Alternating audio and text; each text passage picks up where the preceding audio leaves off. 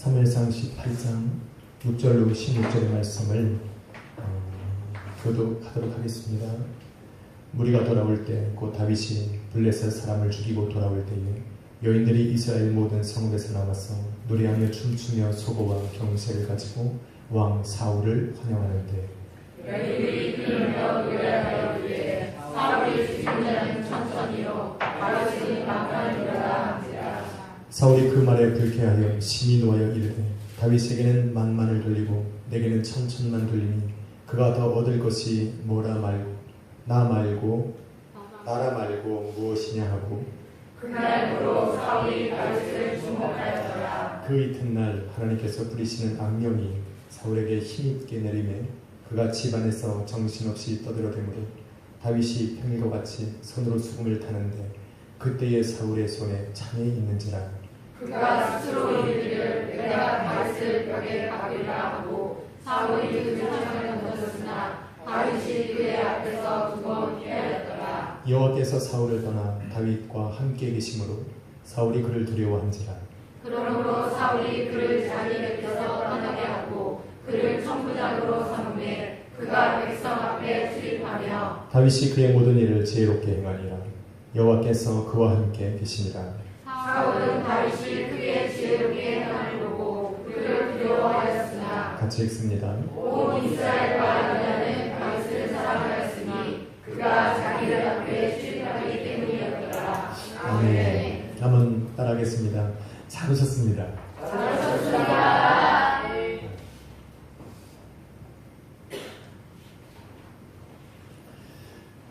한번 따라하겠습니다. 지혜로운 자의 행동이 아닙니다. 행보입니다.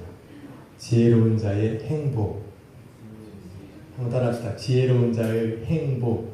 지혜로운 자의 행보. 네, 행보라는 거는 걸어가는 길을 말하는 겁니다. 네, 행복이 아니라 행보.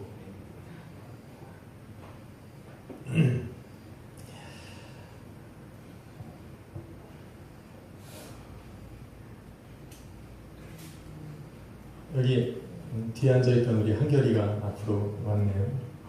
네. 금요일날 누가 우리 교회 성도냐 물어보면 예배에 참석한 사람이 우리 성도입니다. 네. 저는 항상 그렇게 살아갑니다. 네. 그 시간 예배에 참석한 예배 자리에 있는 그 사람들이 그 성도들이 오늘 저의 기도 제목이 있습니다. 아멘. 아멘. 우리 한결이도 오늘도 하나님의 은혜가 많이 이 말이라 믿습니다. 아멘. 사울을 버리고 다윗을 택하신 이후부터 하나님의 시선은 다윗을 따라다녔습니다.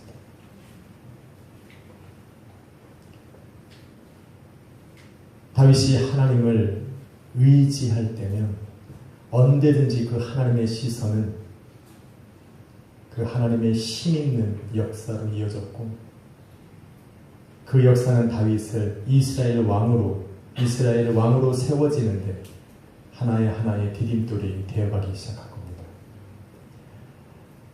처음에는 아무도 모르는 그때에 하나님께서 사무엘을 통해서 다윗에게 기름을 부어서 왕으로 삼으셨지만 이제 하나님께서 그의 삶에 역사하시는 것을 많은 사람들이 눈으로 보면서 이제는 사람들의 마음에도 다윗을 왕으로 삼어나가는 마음들이 생기기 시작한 겁니다.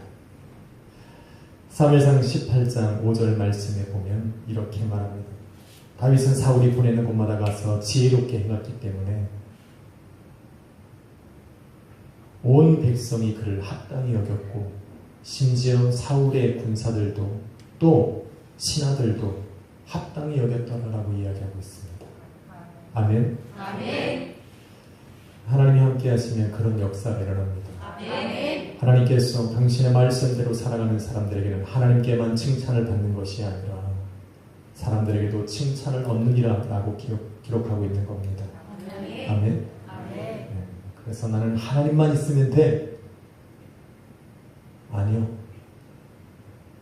하나님의 뜻 안에 살아가는 사람은 사람들에게도 칭찬을 받습니다. 다시 말해서 보이지 아니하시는 그 하나님 앞에 내가 온전히 서 있다는 것을 증명해 줄 수 있는 사람이 바로 사람들이라는 거예요. 네. 한번 인사합시다. 제가 그렇게 보이는지. 제가 그렇게 보이십니까? 아니 하나님께서 나와 함께 하시는 게 보이시냐고 물어보는 거예요. 자, 하나님이 저와 함께 하시는 게 보이십니까? 아멘이 아니에요. 이건 더 격하게 해야 돼요. 이렇게 해야 돼요. 물론이죠. 할렐루야. 하나님의 사람은, 하나님께서 함께 하시는 사람은 사람들도 알아요. 왜? 예수 그리스도를 믿는 사람들은 하나님의 빛이고 생명의 빛이에요. 그 빛이 발산되기 때문에 사람들이 다 알아봅니다. 저 사람만 가면 웃음이 생기고. 오늘 제가 찬양하면서 얼마나 웃겼어요. 틀려도 웃기는 거야. 그것도 하나님의 은혜입니다. 제가 틀렸는데 정말 비웃지 않는 우리 가온이도 웃었어요. 우리 성현이는 말할 것도 없고. 그렇게 틀리게 불러도 하나님의 은혜입니다. 네. 뭐 처음 배우는 걸 어떻게 합니까, 목사님? 그죠? 아니, 모르는 걸 어떻게 하고. 제가 다음 주는 확실하게 부르도록 하겠습니다. 네. 하나님이 함께 하시면, 하나님이 함께 하시는 그 사람은 세상이 말하는 거에 상처가 되지 않아요. 왜냐하면 그 안에 하나님의 사랑으로 충만해요. 그냥 사람들의 말이 그렇게 나쁘게 들리지도 않고 감정을 상하게 하지도 않아요. 내 마음이 상할 때도 있는데 그때는 가만히 생각해보면 기도 안 할 때 꼭 그래요. 그래서 지혜로운 자의 행보를 걸어가려면, 그 길을 걸어가려면 우리는 하나님이 동행해 주셔야 하는 겁니다. 그렇게 하나님께서 함께 하시는 다윗의 삶에 좋은 일들이 일어나고 있는데 모든 사람이 다윗을 기뻐한 것은 아닙니다. 9절 말씀에 여러분 보면 그날 후로, 그날이 언제입니까? 하나님께서 다윗을 통해서 역사하셔서 사람들이 다윗이 죽인 자는 만만이라고 찬양할 그때 이거예요. 그날 후로 사울이 다윗을 주목하였더라고 이야기합니다. 주목이라고 하는 것은 영어로 just look at 아닙니다. just look at. 그냥 쳐다본 것이 아닙니다. 이것은 바라보다입니다. 지금 성경은 주목하다라는 겁니다. 영어 성경에 가만히 바라보면 이렇게 말해요. Saul kept a jealous eye on David. 풀어서 이야기하면 질투의 눈으로 다윗의 눈을 계속적으로 바라봤다라는 겁니다. 하나님께서 다윗을 승리케 하셔서 사람들이 그 다윗을 찬양하는 그 순간부터 사울의 눈은 질투의 눈으로 바뀐 거예요. 제가 본 드라마 중에 질투의 화신이 있어요. 조정석이 나오는. 지금 뭐 닦아놓아서 기억이 나지 않지만 질투의 화신입니다. 질투가 영어로 뭡니까? 제가 질투라는 정확한 용어를 찾으려고 국어사전을 다 펴보니까 이렇게 정의합니다. 남을 부러워하는 감정, 또 그것이 고양된, 더 격렬해져서 그것이 이 증오나 적의로 바뀌는 것을 질투라고 합니다.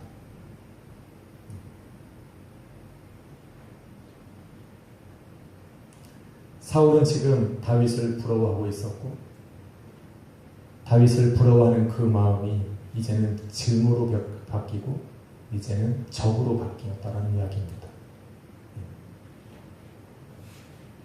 저는 오늘 준비하면서 여러분들을 이렇게 바라볼 때 제 눈이 혹시 질투의 눈으로 바라보진 않나 그런 생각을 하면서 여러분도 서로 바라봐야 돼요.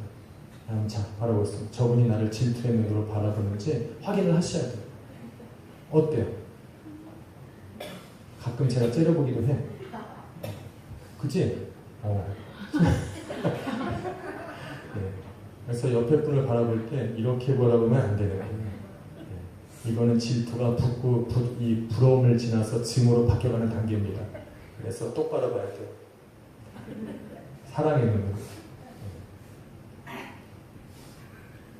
사울은 하나님께서 함께 하시는 사람들의 삶을 모르는 것이 아닙니다.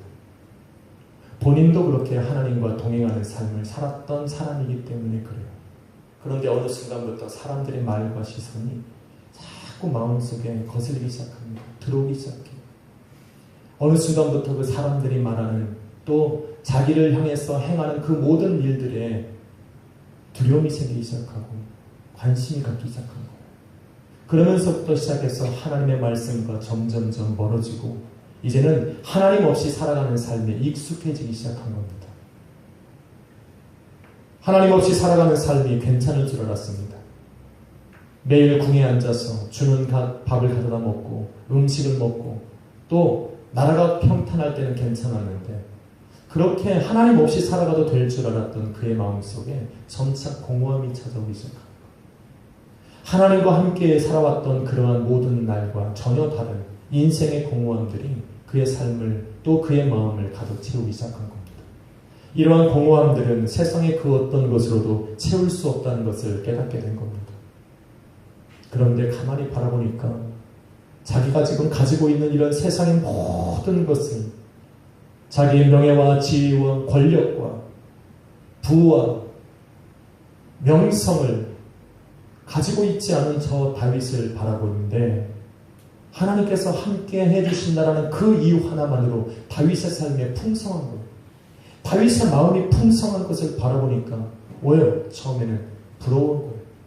나도 과거에는 저랬는데 나도 한때는 열심으로 하나님과 동행하는 삶을 살았는데 나도 한때는 사무엘이 나를 불러서 그 많은 사람들 앞에 상석에 앉히고 나를 불러서 저 지붕에서 밤이 새도록 담화를 나눴던 그런 사람인데 과거에는 나도 사무엘을 인해서 하나님이라는 그 깊은 하나님의 뜻을 마음으로 품고 살았던 사람인데 지금은 그 하나님이 없고 지금은 그 하나님이 나를 떠나서 저 다윗과 함께 하시기 때문에 그 다윗이 한없이 부러운 겁니다. 하나님께서 함께 하시는 그 사람의 삶은 단순히 마음만 평안한 것이 아닙니다. 마음만 풍요로운 것이 절대로 아닙니다. 하나님께서 함께 하시는 사람의 삶은 마음이 풍요로울 뿐만 아니라 그 하나님이 함께 하시는 것은 그의 삶에도 그대로 드러나기 시작합니다. 그래서 여러분 저와 여러분의 읽은 14절 말씀해 보니 다윗이 그 모든 일을 지혜롭게 행하더라는 겁니다. 왜? 어떻게 그런 일이 합니까? 하나님께서 다윗과 함께 하셨기 때문에 그런 거예요. 아멘. 다윗이 곧 함께 하나님께서 다윗과 함께 하시기 때문에 다윗이 가는 곳마다 지혜롭게 행할 수 있었다는 이야기입니다. 아멘. 하나님께서 함께 하시기 때문에 그가 하는 모든 범사 위에 하나님께서 형통케 하시는 복이 임했다는 겁니다. 아멘. 여러분 이사야 11장 2절에 보면 성령 하나님을 이렇게 비유합니다. 성령은 지혜와 총명의 신이라. 여러분 잠언서 9장 10절은 이렇게 이야기합니다.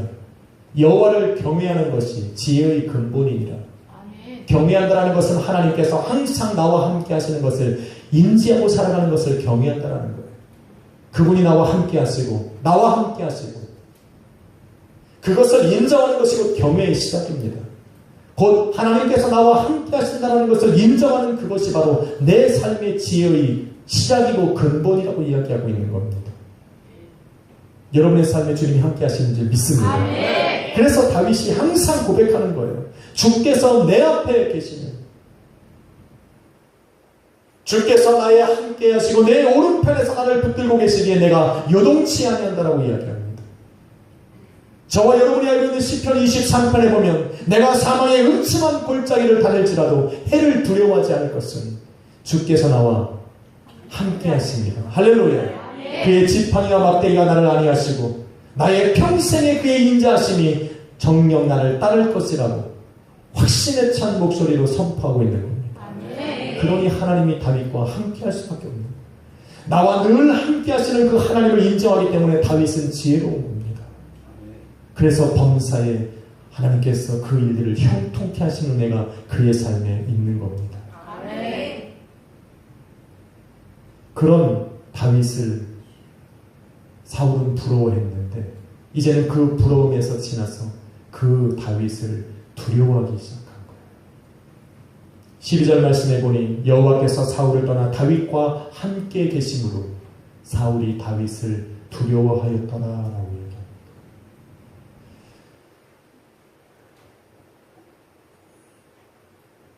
다윗을 부러워하다가 자기를 떠난 그 하나님이 다윗과 함께 하시는 것을 바라보면서 두려운 마음까지 생기면서 이제는 다윗을 죽이고 싶을 정도까지 증오하고 분노의 마음들이 이 사울의 마음을 사로잡기 시작한 겁니다. 그래서 어떻게 합니까? 다윗을 천부장으로 세웠어요. 천부장으로 세웠어요. 그래서 이 다윗을 그 이스라엘의 전역을 다니면서 블레셋 군대와 전투가 일어나는 곳이면 전부 다윗을 보낸 거예요. 왜 보냈어요? 다윗이 그럴 만한 능력이 있어. 천부장을 할 만한 자격과 지혜롭기 때문에 그를 천부장으로 삼은 것이 아니라 여러분 21절과 25절을 넘겨서 바라보면 이렇습니다. 다윗을 블레셋 사람의 손에 넘겨서 죽이고자 합니다.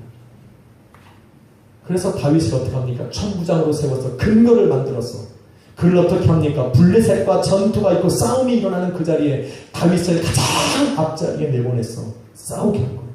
왜? 죽이게 하려고. 죽이려고 해요.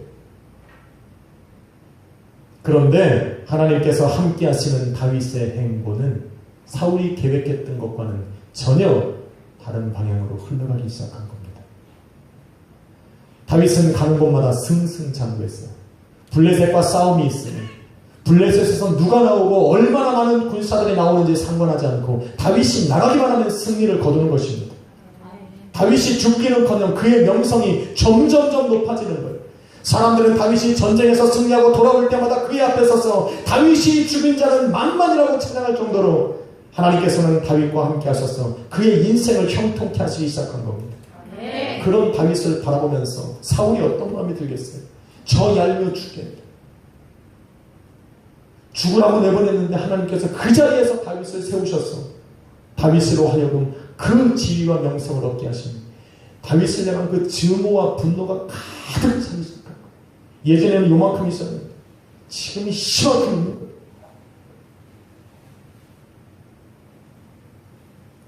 그 분노가 사그러지지 않고 그의 마음을 다스리기 시작한 겁니다.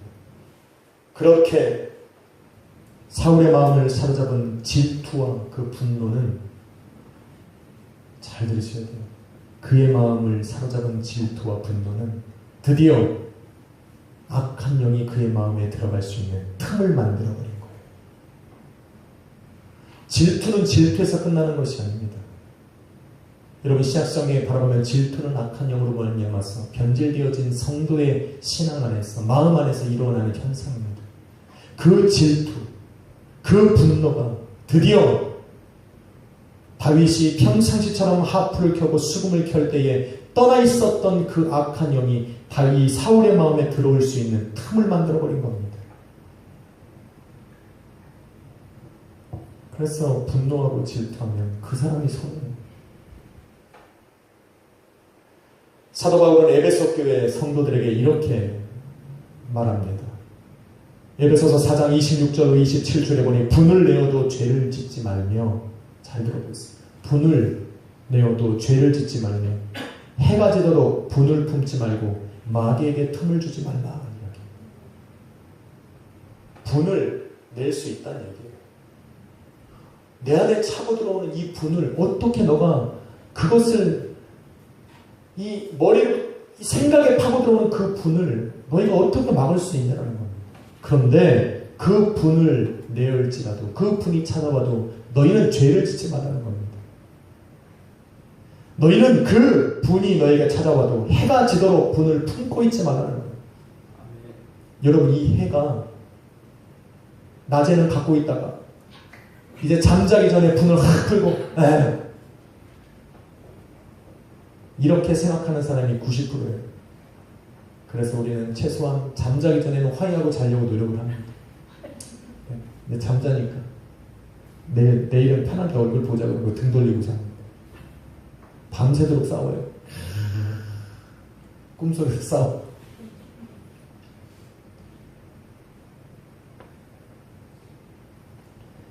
사도 바울이 말하는 것은 이 해라는 것은 단순하게 대낮을 얘기하는 게 아닙니다. 여러분, 성경은 하나님의 은혜를 이야기할 때에 은혜의 해가 떠오른다라고 이야기합니다.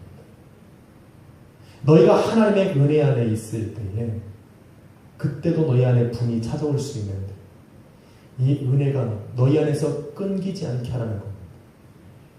밤이라고 하는 것은 우리가 예수 그리스도의 은혜, 하나님의 은혜, 하나님의 그 사랑에서 떨어질 때 우리는 신앙의 깊은 잠에 들어간다고 이야기합니다. 우리는 신앙의 밤을 지나간다고 이야기합니다. 그 분이 너희의 마음을 사로잡았어. 그 하나님의 은혜의 해가 떠올랐던 너희의 마음에 이 어둠의 밤이 오지 않게 하라는 이야기. 그 분으로 말미암아서 너희 안에 있던 그 하나님의 은혜가 사라지지 않게 하라는 이야기입니다. 그것은 낮과 밤의 문제가 아닙니다.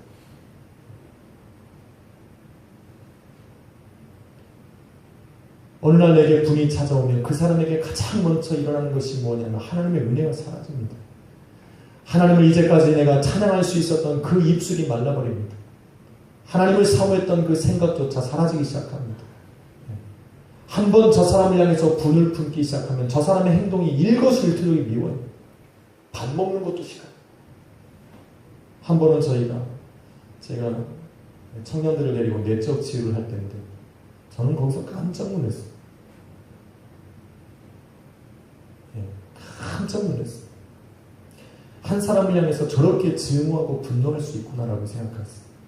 한 자매가 와서 나는 저 사람이 너무 싫대. 그래서 저 사람이 있는 공간에 가기도 싫대. 그냥 와서 앉아있으면 되지 않냐고 그랬더니 저 사람이 숨 쉬고 내뱉는 그 공기를 내가 마시는 것조차 싫대. 철학적으로 얘기해. 저렇게 사람을 미워할 수 있구나. 우리는 그래도 감사합니다. 여러분이 숨 쉬는 걸 내가 들이마시고 있으니까 행복합니다. 제가. 여기까지 안 가면 아직 내가 남편과 아내를 서로 사랑하고 있는 거예요. 최소한 내가 집에서 싸우고 있으면 아직 그 정도는 아니란 얘기입니다. 싸우면서 그 사람이 숨 쉬는 거 내가 다 마시고 있잖아요. 그러니까 아직 공감하고 있는 거예요.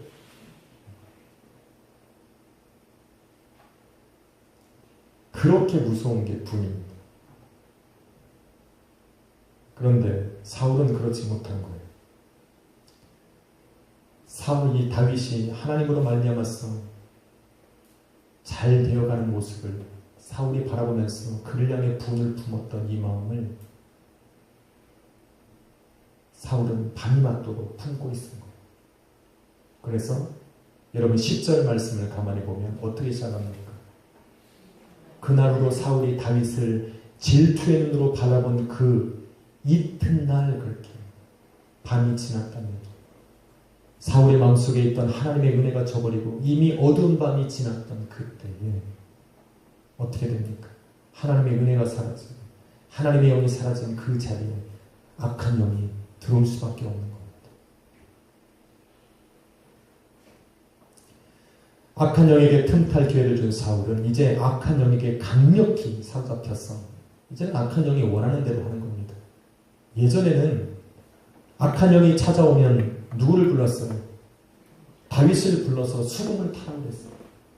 그때는 다윗이 안 미웠거든. 그때는 다윗이 증오의 대상이 아니었습니다. 그렇기 때문에 다윗이 타는 수금의 소리를 들을 때, 수금을 탈 때 이 악한 영이 나가는데, 이제는 악한 영이 그 안에 들어와서 그의 마음에 있는 분노와 증오를 2배로, 3배로, 4배로 격하게 만들고 나니까 이제는 그 다윗을 향한 증오 때문에 다윗이 수금을 타는 그 소리가 오히려 증오를 쌓이게 하고 분노를 더 쌓이게 하고, 저 사람이 하는 게 다 싫은데 그 하프 소리가, 그 수금 소리가 예쁘게 들리겠냐는 거예요.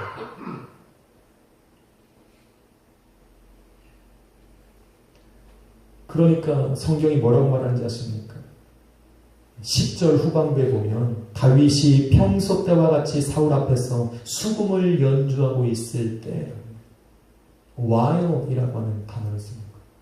영어 단어. 동시 상황이 벌어집니다.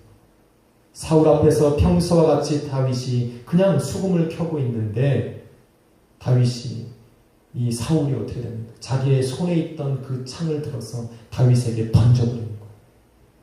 왜? 받아보라고? 죽이려고 던진 겁니다. 그럼 다윗이 얼마나 잽싼지 몰라요. 골리앗을 잽싸게 가서 던졌던 다윗이기 때문에 창이 달려오는 것을 날라오는 것을 피했어요. 탁 피했어요.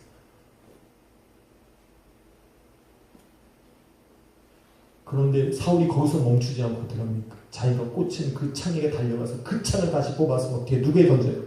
다시 다윗에게 또 한 번 던졌어요. 다윗이 어떻게 했어요? 피했어요. 그래서 뭐라고 나옵니까? 2번이나 피했다라고 합니다. 여러분, 다윗이 사울을요, 지금 다윗이 수금을 연주할 때 그 소리를 들을 수 있는 가까운 거리에 있었대요. 더군다나 수많은 전쟁터에서 이 창을 들고 싸웠던 사울이기 때문에 이 창을 그렇게 빗맞게 던질 이유가 없는 겁니다. 하나님께서 마치 다윗이 물맷돌을 던질 때에 정확하게 그 물매를 골리앗의 이마에 갖다가 맞힌 그 하나님께서 그 가까운 곳에서 날아오는 그 창을 다윗에게 맞게 하실 이유가 없는 겁니다. 할렐루야. 아멘. 전 저번에 이렇게 물어봤어요. 다윗이 물매를 던졌는데 골리앗이 와서 맞았다고 얘기했어요. 이번에 저는 이 생각을 했어요. 창을 던졌는데 다윗이 피한 게 아니라 창이 피해갔어요. 아니, 연주하다가 여러분, 연주하다 보면 알잖아요. 그죠? 사람 보고 연주하지 않아요. 이렇게 안 해요. 연주할 때 어떻게 하는지 아십니까? 심취해요. 창이 날아오는 소리도 안 보여요. 그렇다고 사울이 던진다 받아라 했겠어요? 던졌는데 창이 빗나가. 분명히 사울은 다윗을 향해 던졌는데 창이 다윗을 빗나가. 할렐루야. 아멘. 저는 이렇게 이해했어요. 성도가 어떻게 닥치는 환난을 일일이 다 피해갑니까? 하나님이 피하게 하시는 거죠. 저는 그렇게 믿어요. 왜? 나는 창이 날아오는 것도 몰랐어. 나는 환난이 내게 오는 것도 모릅니다. 어느 날 정신 차려보니까 하나님이 그 모든 환난에서 나를 벗어나게 하셨더라고요. 다윗도 마찬가지. 그 날아오는 창을 눈으로 보고 몸으로 피하는 것이 아니라 하나님께서 그 순간을 지배하고 계시는 거예요. 그래서 우리는 언제 창이 날아올까 눈여겨볼 필요 없어요. 언제 내게 환난이 다가오고 어려움이 다가올까 미리 걱정할 필요가 없어요. 다가오면 하나님이 피하게 하십니다. 믿는 사람들 거예요. 인사합시다. 하나님께서 피하게 하실 것입니다. 그런데 상식적으로 생각해보면 여러분, 창을 들고 있는 사람이 두려워해야 합니까? 수금을 갖고 있는 사람이 두려워해야 합니까? 창을 갖고 있는 사람이 두려워해야 하는데 성경은 지금 뭐라고 말합니까? 12절 말씀에 다윗이 사울이 다윗을 두려워하였다라고 이야기합니다. 자기의 손에 창이 들려있음에도 불구하고 저 수금을 들고 있는 다윗이 두려운 거예요. 왜 두렵습니까? 자기가 정말로 힘있게 던지고 빗나갈 수 없는 그런 가까운 거리에서 던졌음에도 불구하고 하나님이 그를 피하게 하신 그 하나님 때문에 두려운 거예요. 다윗의 인생을 건들 수 없는 거예요. 자기의 힘으로 어떻게 해볼 수 없는 그 다윗을 점점 두려워하기 시작한 거예요. 자신의 한계를 느끼고 있는 거예요. 여러분, 교회는 세상을 압박하고 비난하고 자신들 앞에서 무너지게 하려고 온갖 힘을 씁니다. 그런데 세상이 두려워하는 것은 오히려 교회예요. 왜? 그래도 안 무너지거든. 2000년의 기독교 역사 속에 수없이 많은 날들 동안에 수없이 많은 순간들 속에 교회는 무너져야 마땅한 것이었어요. 그런데 교회는 안 무너지더라고요. 왜? 주님이 살아계셔서 모든 교회가 타락하고 스스로 무너질 때 하나님은 꼭 그루터기를 남기시더라고요. 하나님은 진리에 살아있는 그 교회를 남기셔서 하나님의 그 진리의 복음을 이어가게 하시더라고요. 오늘도 죽어가고 있는 성도들의 삶에 정말로 내가 과거에 우리 하나님을 알고 교회에 나와서 예수 그리스도의 말씀을 들었던 그 사람 안에는 아직도 신앙의 뿌리가 남아있습니다. 오늘도 그 뿌리 가운데 하나님이 싹이 나게 하셔서 다시 돌아오게 하시더라는 거예요. 아멘. 여러분의 인생도 지금 힘들고 어려울 때 무너지지 않아요. 하나님께서 세우실 거기 때문에. 아멘. 비록 그 지나가는 순간은 힘들고 어려울지라도 하나님이 포기하지 않는 이상 교회는 무너지지 않아요. 아멘. 성도도 무너질 이유가 없다는 아멘. 얘기예요. 그래서 사울이 작정한 것이 뭐냐면 저 블레셋 사람들의 손에 다윗을 넘겨주는 거예요. 자기애보다 더 강력한 저 블레셋 사람들의 손에 다윗을 넘겨주어서 죽게 하겠다는 작정을 한 겁니다. 그런데 하나님께서 그곳에서도 하나님이 다윗과 함께 하심으로 그 삶을 역전시켜버리더라는 거예요. 아멘. 사울이 포기할 수밖에 없는 거예요. 그래서 사울이 25절에 말하는 거예요. 사울이 다윗이 크게 지혜롭게 행하는 것을 보고 두려워하더라는 거예요. 이제는 다윗이 뭐를 해도 두려운 거예요. 이렇게 해도 두려워. 저렇게 해도 두려워. 왜? 다윗의 인생에 하나님이 함께 하시는 걸 봤기 때문에. 아멘. 오늘 교회가 세상을 변화시키는 이유는 그 방법은 하나님이 살아계시는 걸 보여주는 거예요. 아멘. 사랑하는 여러분 믿으십니까? 아멘. 어떻게 그 살아계신 하나님, 그 나와 함께 하시는 그 주님을 세상에 알게 하시겠냐라는 거예요. 여러분 어떻게 알게 하겠습니까?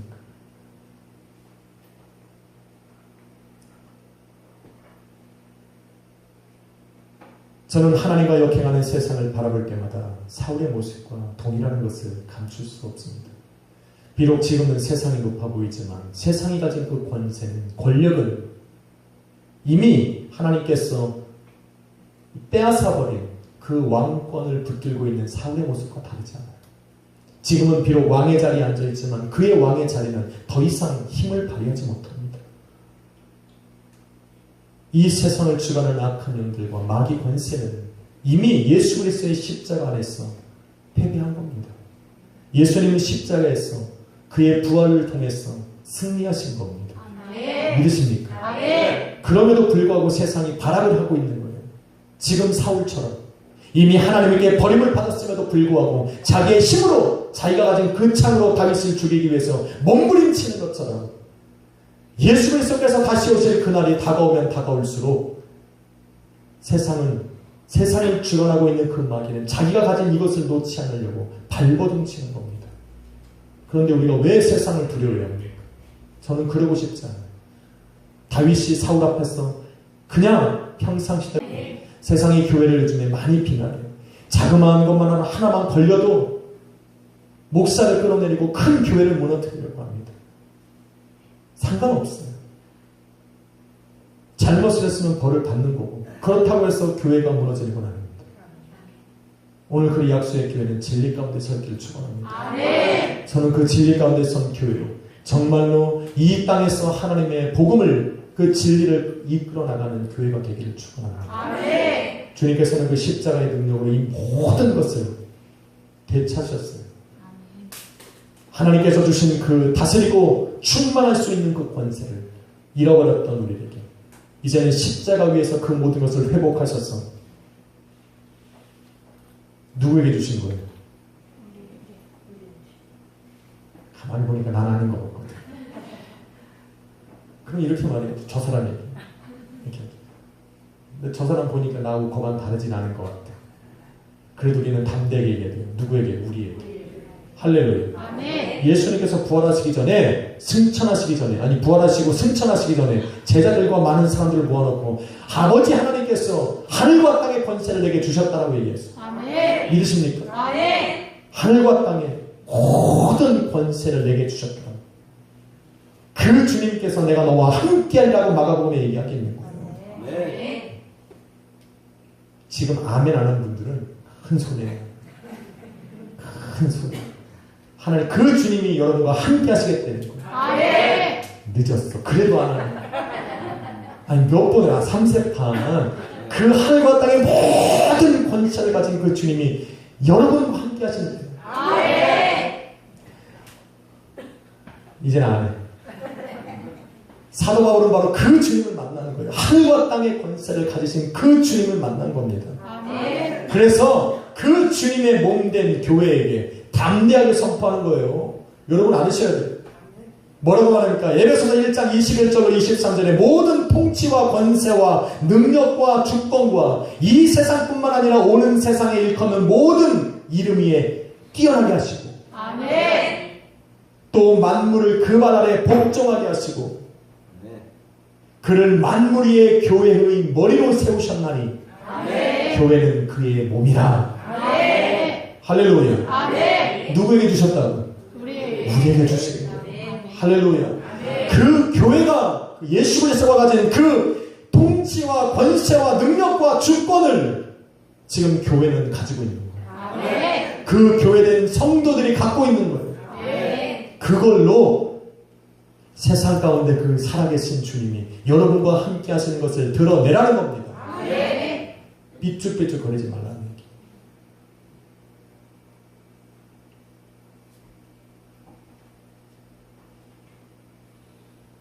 교회는 이 땅에서만 존재하는 사는 것이 아닙니다.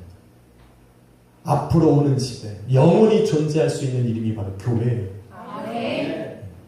예수 그리스도의 신분, 하나님의 자녀로 아멘. 영원히 존재하는 것이 바로 교회입니다. 아멘. 교회는 여러분이 죽는다고 해서 끝나는 이름이 아니에요. 원어로 에클레시아라는 것, 이것은 영원한 겁니다. 그 교회된 여러분을 축복합니다. 아멘. 축하합니다. 아멘. 하나님 여러분이 스스로 한 건 아니잖아요. 주님이 삼으신 거죠. 아멘. 여러분 이 진리를 알리면 복음에 대해서 확실히 들으려면 수요일 날 나와야 돼요. 아멘. 우리 목사님이 수요일 날은 진짜 복음에 대해서 다 이야기해요. 이거는 학문적으로 지식적으로 아는 게 아니에요. 이 복음.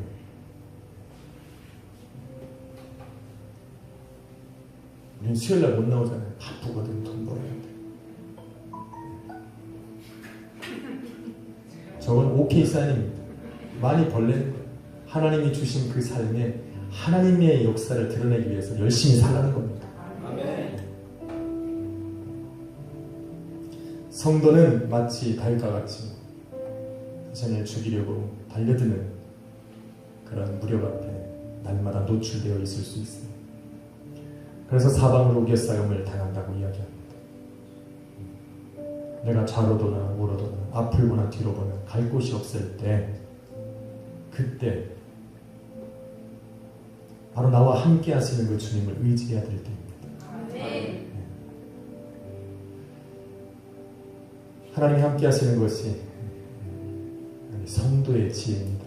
아멘. 하나님이 함께 하시는 것, 우리 주님이 함께 하시는 것이 성도의 지혜입니다. 삶의 어려움이 다가오면 숨이 막힐 정도로 답답한 생각이, 답답한 마음이 듭니다. 저도 그렇습니다. 모든 사람도 그래요. 아니라고 부인할 수 있는 사람이 아무도 없습니다. 저는 바로 그 순간에 우리의 믿음을 드러내야 될 때라고 믿습니다. 그 순간 내 마음속에서 나를 하나님의 자리로 인도한다면 아마도 나를 그렇게 인도하신 그 분은 나의 기도를 기다리고 있을 수 있습니다. 나로 하여금 구하게 하시는 그 하나님이실 수 있어요. 그래서 저는 기도하려고 합니다. 주님밖에 없으니까 주님 나를 구해주십시오. 나를 도우십시오. 그 하나님 앞에 무릎 꿇는 것 같습니다. 저는 우리 약수의 교회 성도님들이 그랬으면 좋겠습니다. 다윗이 항상 가졌던 믿음의 고백처럼 주께서 나와 항상 함께 하십니다. 내가 사망의 음침한 골짜기를 다녀도 주님이 나와 함께 하십니다. 내가 힘들고 어려운 골고다 언덕을 올라갈 때도 주님은 나와 함께 동행하십니다. 이런 고백들이 여러분의 기도의 제목이 되었으면 좋겠고 그거를 통해서 다윗과 함께 하셨던 그 하나님이 저와 여러분을 지혜로운 자의 행보로 인도하심을 믿습니다. 아멘. 오늘도 저는 그 주님이 함께하리라 믿습니다. 아멘.